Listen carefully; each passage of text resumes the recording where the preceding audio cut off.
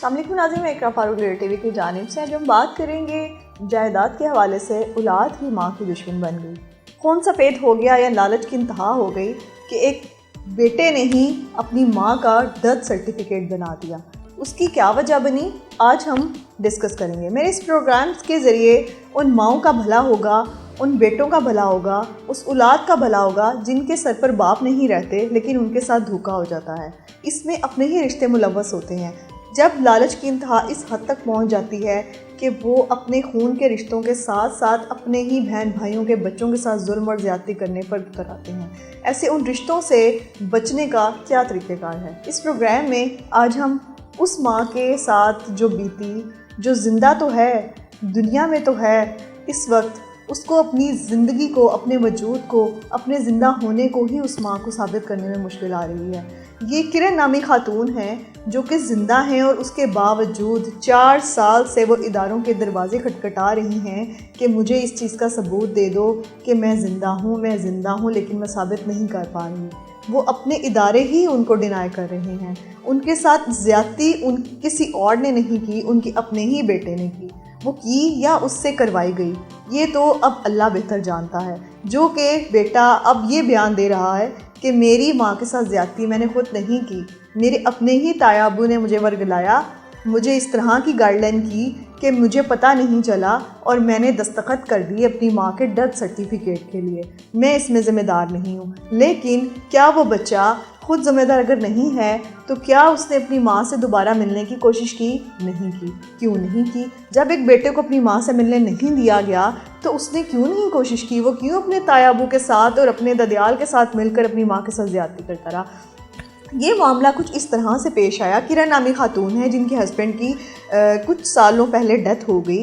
Death होने के बाद ये खातून किरण नामी अपने ही ससुराल में रहा करती थी। सास और जेठ की तरफ से जो इन पर तशद्दुद किया जाता था, इनके साथ आए रोज़ ज़्यादती की जाती थी और एंड पर ये नतीजा निकला कि किरण को, जो कि जवान बच्चों की माँ थी, इनको अपने ही घर से धक्के देके निकाल दिया गया। ये अपने मायका कामों की में चली गई। कामों की में इनके वालिदैन रहते थे, वहाँ जाकर ये रहने लगी और अपनी ज़िंदगी के दिन गुजारने लगी और इस परेशानी के साथ कि मैं अपने बच्चों को मिलना चाहती हूँ, अपने ससुराल वालों के साथ आना जाना रखना चाहती हूँ, बाइज़्ज़त ताल्लुकात रखना चाहती हूँ, लेकिन मुझे वो लोग एक्सेप्ट नहीं कर रहे और इसी परेशानी के साथ अपनी ज़िंदगी गुजारने लगी। कुछ अर्सा गुजरने के बाद जब उनको समझाया, कुछ रिश्तेदारों ने ये बात की कि तुम्हारी औलाद और तुम्हारा हक़ लेना, तुम्हें इसके लिए खुद जाना पड़ेगा। और उसमें क्या हुआ, जब उन्होंने दोबारा जाके दरवाज़े खटखटाए, मुख्तलिफ़ जगह पे नोकिंग की और अपने रिकॉर्ड सारी डिटेल्स इकट्ठी करनी शुरू की और उनको पता चला मैं तो इस दुनिया में ही नहीं हूँ।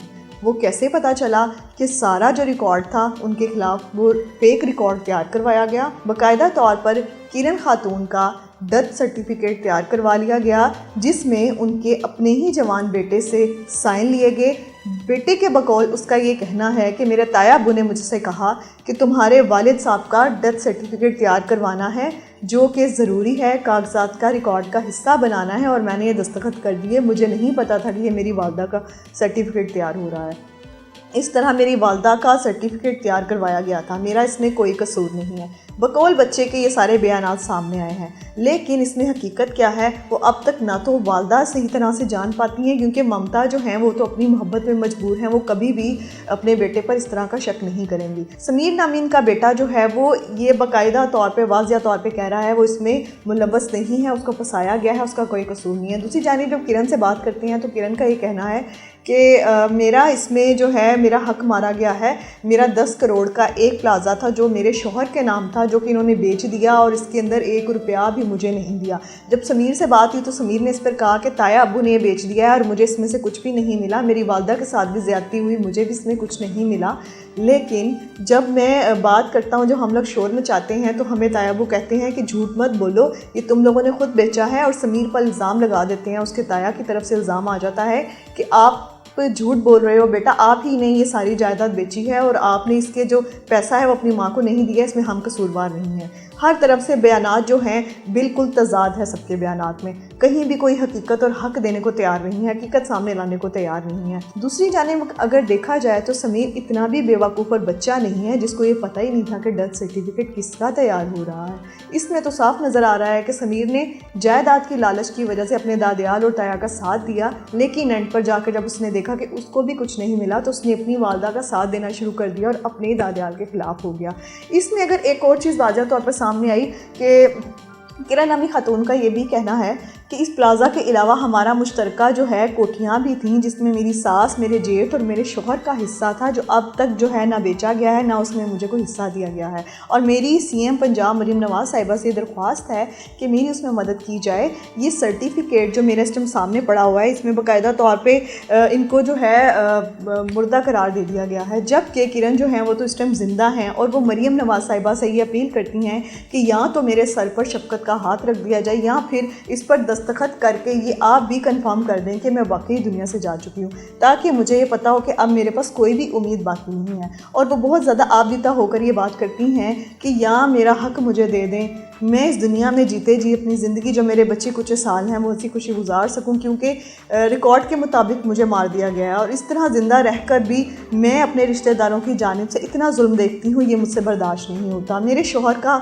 जो हक़ है वो मेरा हक़ है, मेरे बच्चों का हक़ है। मुझे बाकायदा तौर पर इसके अंदर जो है किरण खातून का ये भी कहना है कि मैंने अदालत में इसका केस तो किया हुआ है, लेकिन जहाँ भी जाती हूँ ये रिकॉर्ड के मुताबिक मैं तो अपने आप को क्लियर ही नहीं कर पाती हूँ कि मैं ज़िंदा हूँ, मैं इसमें किस तरह फ़र्दर जो है जायदाद के मामलात में अपने बच्चों का हक़ ले सकूँगी। मेरे लिए बहुत मुश्किलात का सामना हो रहा है। दूसरी जानिब अगर बात की जाए, अगर मैं अपनी राय का इजहार करूँ तो पेरेंट्स को चाहिए कि अपने बच्चों को अपनी ही ज़िंदगी में बाकायदा तौर पर फैसिलिटेट करें, बाकायदा तौर पर सेफ एंड सिक्योर कर दें। अगर माँ बाप के जाने के बाद इस तरह के मसाइल सामने आते हैं तो दादियाल और नानियाल को चाहिए कि वो मुश्तरका मीटिंग्स के साथ ये सारे मामलात को रिज़ॉल्व करें, ना कि बच्चों के हकूक़ मार दिए जाएँ। इस तरह के मुश्किल हालात में बच्चे जो हैं बड़े परेशान हो जाते हैं और इस केस में तो वाज़े तौर पर नज़र आ रहा है कि बच्चा जो है वो भी कम उम्र है और बिल्कुल कम अकल है। अगर उसके साथ दादियाल ने ज़्यादती की भी है तो इसमें गवर्नमेंट को चाहिए इस पर सख्त नोटिस लें, बाकायदा जो है रिकॉर्ड के मुताबिक किरण नामी खातून को इंसाफ दिया जाए और उनको बाकायदा उनका रिकॉर्ड जो है उसको रिमूव करके उसको अच्छे तरीके से सारी चीज़ों को मेंटेन किया जाए ताकि इनको इनका हक़ मिल सके। इसी के साथ साथ मुझे दीजिए इजाज़त। अल्लाह।